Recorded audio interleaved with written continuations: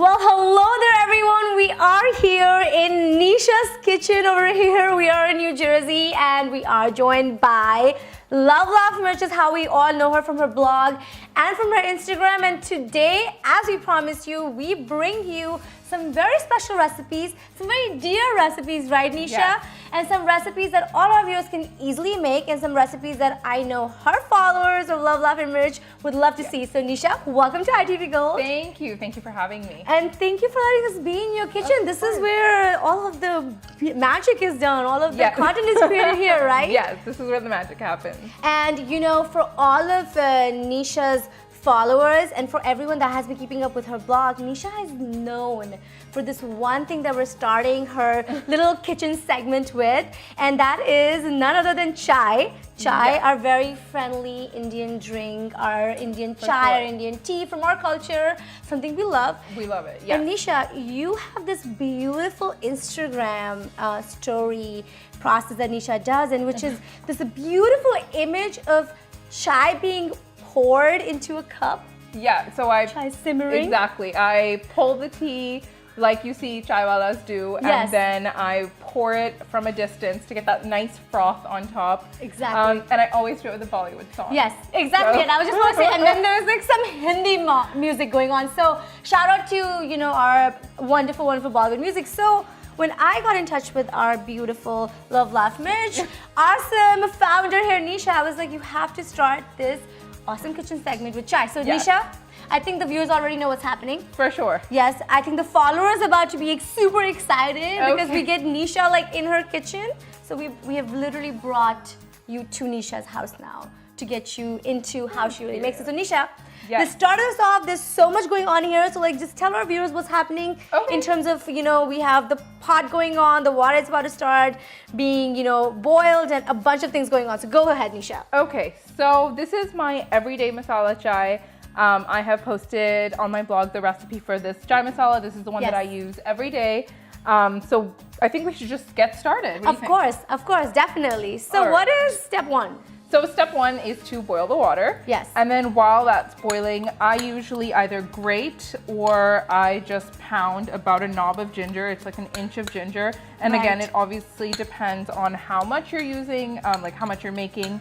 So for this, we're gonna be making a couple of cups. So I used about an inch of ginger. So you wanna go ahead and pound the ginger, and you are essentially pounding the ginger to let the waters release. And let the juices release. And once it's been pounded, you're gonna go ahead and put that into the hot water. And then you go ahead and add that ginger to the pot itself. Okay, very simple so far. Yes, it's easy. I think everyone has their favorite chai recipe at home.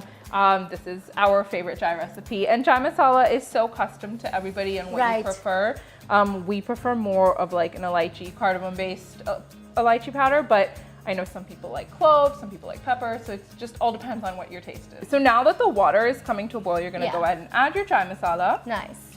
And you'll see that that will bubble up.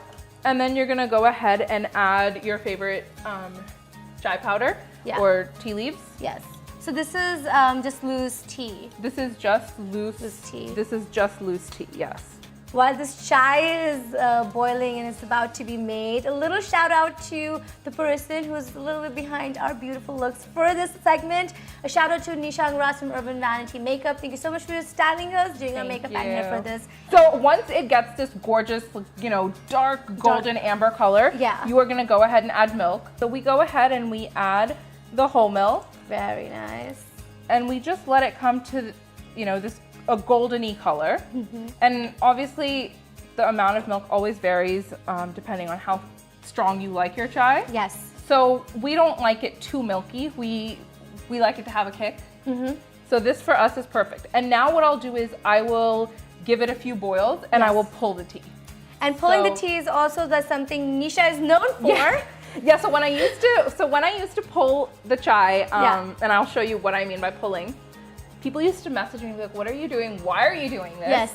So what happens is when you go to India and you see these chaiwalas, the reason why, a part of the reason why their chai is so nice and thick, even though you'll get a cutting. The froth. The cutting chai in India. But it's such a nice thick shot that you get. Yes. And it's because they've pulled their chai. So you'll see pulling is essentially when you're taking it from one pot to the other. Right. So you're doing it with a cup, you're doing it with a ladle, or you're doing it from container to container. So you're putting it back and forth, and forth. And what that's doing is creating this internal foam. And it's this internal thickness that it's doing. It's essentially like when you whip something. Yeah. So once it starts to boil, so we'll wait a little bit. As soon as it comes to a boil, I'll take it and we will start pulling it. It's starting to come to a boil, and then essentially all I'm gonna do is just start pulling it. And do you simmer the I do. I let it, so I let it actually go on a full boil at first, and I just keep pulling. Okay. And as it starts reducing, and it will start reducing, I keep pulling. So this is what I'm going to be doing now. This is brown sugar. I like this. This is a very earthy, sugar comparatively to white sugar. You mentioned this in your blog. You want to talk a little bit about that? Yes. Yes. So traditionally, gur and jaggery was used in chai. White sugar was just not a very common thing in India. This gives it a very homely taste. So I use light brown sugar. You can use dark brown, but I prefer this. I also always put my sugar in my steve, so in my chutney, because what happens is the hot chai melts that and you don't end up with sugar at the bottom of your chai. So what we'll do is we'll go ahead and chana the first cup, and we've already put the sugar in. And then the same thing, you're gonna go ahead and add the sugar in here, and you're going to go ahead and strain it. Beautiful. You can see the steam, you can, really I can smell all of the beautiful flavors of the tea right now. Very good. And it absolutely looks beautiful. And then look at that ginger, wow. Of course, if you want, you can just give it a mix just in case you think that your sugar hasn't melted, but I can assure you it has. And there you have it. Well, there you have everyone. We have these two beautiful cups of chai with these beautiful cups that have a Raja Rani. Obviously, Susat theme. Very easy, very simple, traditional from our very own Nisha's Kitchen. Love Mirch is the blog. Check it out and see what she has to say about chai. Nisha, right before we, try the chai, because I'm really excited to try it because I can really smell the elaichi and the ginger, and I love ginger. I'm obsessed with it. Yes, but for you, what do you think is associated the most when you come, about your culture or about what you do as a food blogger, as a lifestyle blogger? Or what is the essence of chai for you, and what kind of memories does it bring for you? So chai definitely reminds me of my childhood. I've seen everyone from my grandparents to my mom and dad unwind after a busy day with a cup of chai, start their mornings with a cup of chai. So it's almost like a ritual, it's just a reminder of home. And when I met my husband, he didn't drink chai. So that was part of our relationship of kind of, when we courted, that was the first thing I got him. I got him a chai strainer because I was like, we need to drink tea together. How is this happening? So it's definitely, for me, it's just a part of our everyday at this point. Yes.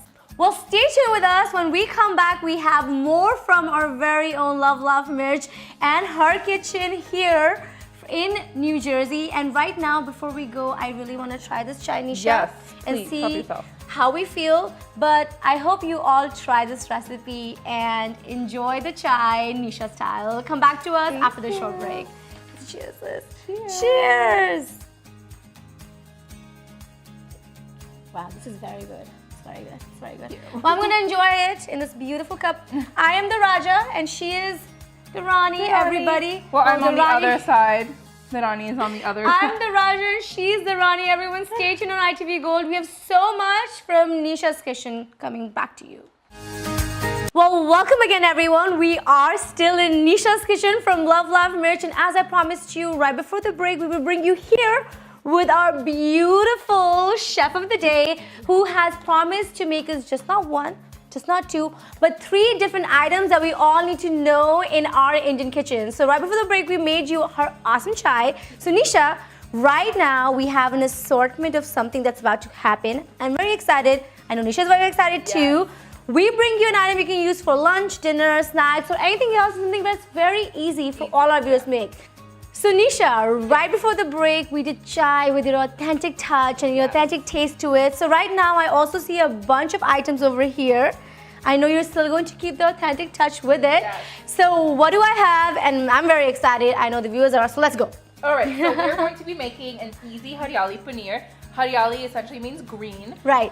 And so what I do is I make a super easy green chutney, and I coat it on top of peppers and onions and paneer, and we bake it. So I love this recipe because you can serve it with rotis, rice, naan, or you can put it in wraps like ricotta rolls. Right. It's a really nice, fresh recipe, and it's something different from the everyday, like creamy type of recipes that you see usually in restaurants and things. So it's very fresh, and you can use it with a handful of ingredients, which I love. Beautiful. And why the love for paneer? I know it's one of my favorites and so many Indians' favorite, but paneer itself, you can make it in so many ways. Yes. Why do you think it's such a huge part of Indian cuisine? So many South Asians are vegetarian, and paneer is essentially one of the biggest ways that they get their protein. That's true. And we are a very dairy happy population. We use our dairy in various ways. Right. So paneer is definitely one of the more popular options. And I think it's an easy vehicle. Like, you can essentially put any type of masala on paneer, and it, takes out that flavor.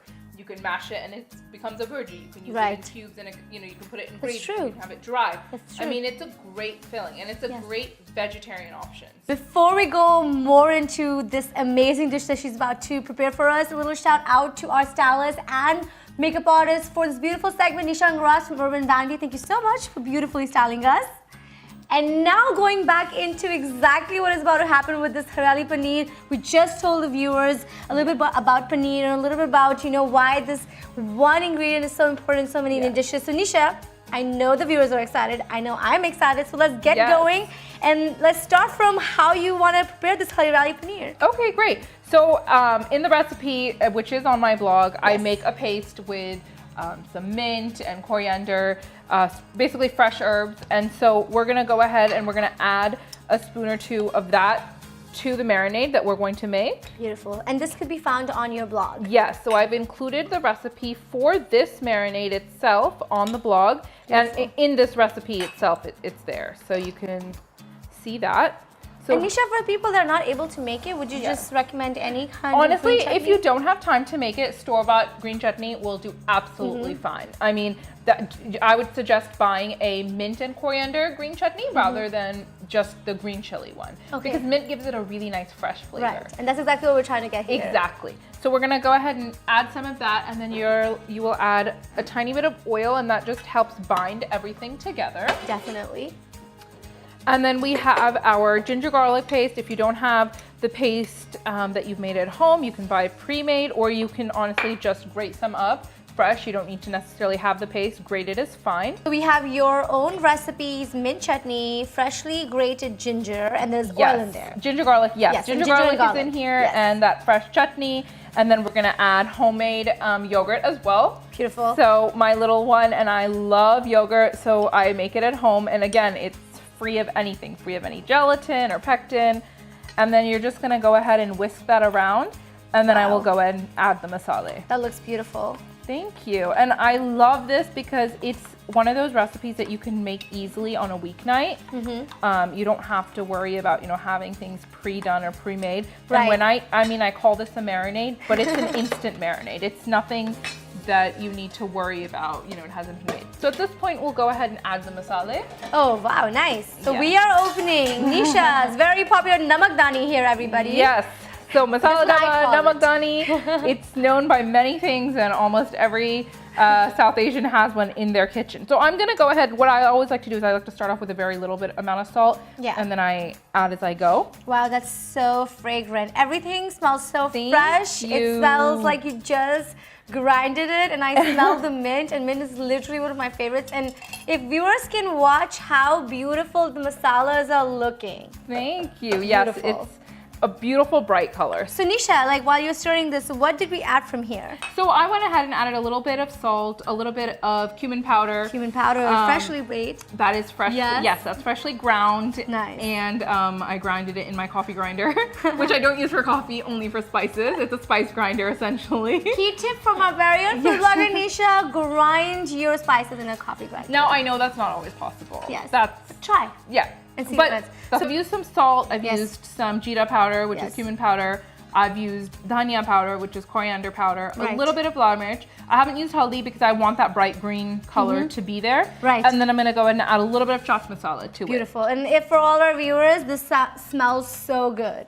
Thank Especially you. the cumin. It's, I think, one of my favorites. It's everyone's favorite, isn't it? It tastes so good in your homemade yogurt with a little salt. It tastes so good. Wow. So currently, you added chaat masala. I added chaat masala, which Wow. just when you say the word chaat masala, it makes your mouth water. We have tasted the salt. And how does masala Yes. taste? It tastes good to me. The last ingredient that I add is some parsley ground saunf. It's fennel. Oh, it wow. gives it a different freshness. I've never seen fennel being added into, harayali paneer or these dishes before. Yeah, so saunf is a very underestimated ingredient, I feel. And either you love it or you hate it. I love it. I love it. So the last step that I do, the last step that I add in this marinade is some parsley ground fennel, which is saunf, known as saunf. And it just gives it a different, fresh flavor. It marries very well with all the peppers and onions that we're going to be adding. And I was going to say that I have not really seen salt being used for these kind of dishes. Why would you add that? I feel like it's a very underestimated ingredient. I really like it in savory dishes. It's good and sweet, but it's delicious in savory dishes. It just adds a different depth of flavor. All right, so let's do that. All right, so we went ahead and added that. And at this point, you can go ahead and mix it around and add in all of your ingredients. What we want to do is we want to coat everything, and then we'll put it in the pan that we are going to bake it in, and we will bake it. All right, I can help you. I can be your helper. You got to, but you want to add it so first. you go ahead and add the onions and the peppers. All right, everybody. Obviously, she has done an amazing job at chopping everything so well.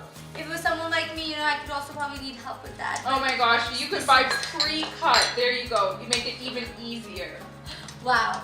Wow, the peppers and the green and the onions, it looks so, so, so beautiful. All right, so at this point, you're gonna go ahead and add the paneer.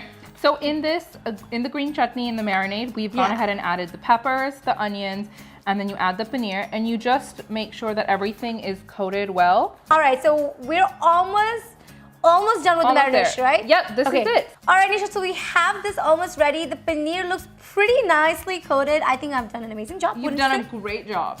Mom, at least I know how to mix. We are at step 1 of cooking She does know how to mix. So we're gonna go ahead now and you're gonna add a little bit of your favorite cooking oil. You can also use butter or ghee and just go ahead and coat whatever pan you are using.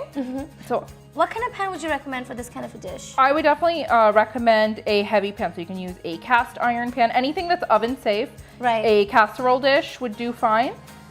This is a cast iron enamel dish, so I'm gonna go ahead and I've coated the pan. Thank you. I've coated the pan, and I will go ahead and I will add the paneer mixture to the pan. And you're just, honestly, you're coating it to make sure it doesn't stick.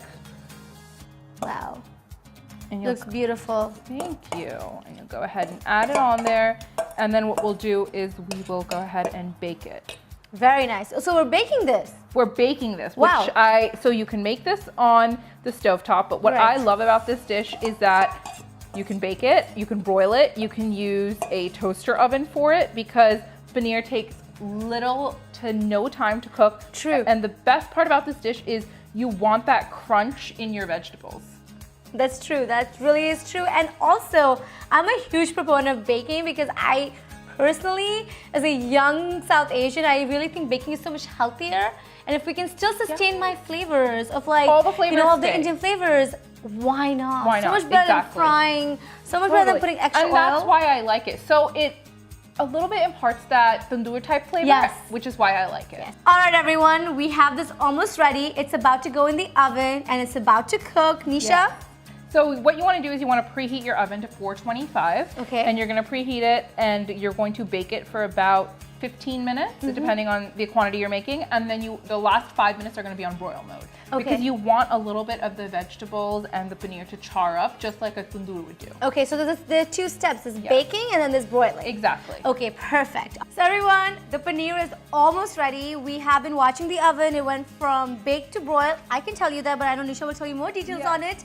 I'm so excited to see how the colors look. Nisha, so how long do we keep it there for? So we kept it to bake for about 15 to 20 minutes, and then we broiled it for the last 5 minutes. And the broiling gives it that nice charred effect, the way a tandoor does. Okay, perfect. So we're looking for like a charred effect on A top tiny of bit of like char. the paneer, right? Yes. Okay, everyone be very careful when you're handling the oven. I'm going to let her do it. We're good? Yes. All right.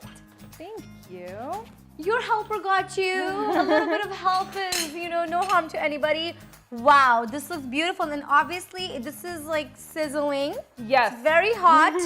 So anyone that's making it, use caution, please. Yeah, so you see how we haven't cooked it to the point where the vegetables and the onions have lost their color. That beautiful color is still there. It's very vibrant. You can see the green chutney on it. You can see the peppers still have the color. Beautiful. And you can see the onions, that beautiful pink is shining through. Well, welcome back again, and as I promised, I still have Nisha with us here from Love Laugh Merchant. Remember, she has agreed to do the special kitchen feature with us on ITV Gold to really bring forth some very quick and easy and very helpful Indian recipes. So right now, we have reached the dessert portion, Nisha, right? Okay, yes. And for our viewers, I had requested Nisha to give us some very easy Indian dessert recipes because Indian desserts tend to be complicated. They do, yes. yeah. And we wanted something with Valentine's Day coming up, with this still being like a winter season, something that complements us. So Nisha decided to create this amazing recipe, which I'm so excited about. So Nisha, the floor is yours. When I say the board is yours here. I'm so excited, so many colors. So go for it. Our viewers are very excited. All right, great. So what I decided to do was do a little twist on the traditional fruit custard. Yeah. And what we have here is we have a cardamom and rose custard that we're going to top with pomegranate, with some roasted pistachios, and with some dried rose petals. These are edible as these are organic. So nice. And they've been dried at home, so they're food safe. And Nisha, you said that you had a little mini story attached to these rose petals? Yes. So these rose petals in particular are actually from a puja that we did at home. I don't like to throw those away. I just feel that there's such good vibrations in them. Yeah. So I had bought organic roses for that puja, and when they dried, I made sure that they dried completely, and I kept them in a Ziploc bag to use on dessert. Beautiful. Tell me right now, why do we have this? And how are we doing everything? I'm really excited. Okay, I love these are pre-made graham cracker crusts. Okay. You can go ahead and make your own tartlet crust if you'd like. These are so easy to pick up, so why not get the help when you can? Definitely. What we're going to do is we are going to add custard to these tarts and chill them. So I have here chilled tarts, and you can see they're not as liquidy. They still have that jiggle to them that custard does, but they've been set. So you want your custard to set before you add your other ingredients so they don't sink. But just to chill, you just need to have the custard, you just pour it. You just take your custard and you pour it within the tarts, and you don't fill it up all the way, about 3/4 of the way. Well, these are going to get chilled and they're going to go in the fridge, and hopefully we're going to have this amazing tart in a little bit. Yes. Well, here we have these beautiful, nicely chilled little tart cups. I really like the way you're presenting them. So what's next step? Right. So it is pomegranate season. We have very sweet pomegranates in season. So what you're going to do is you're just going to add the pomegranates as you please. And I just like to add a little bit. I don't like to add too much. Right.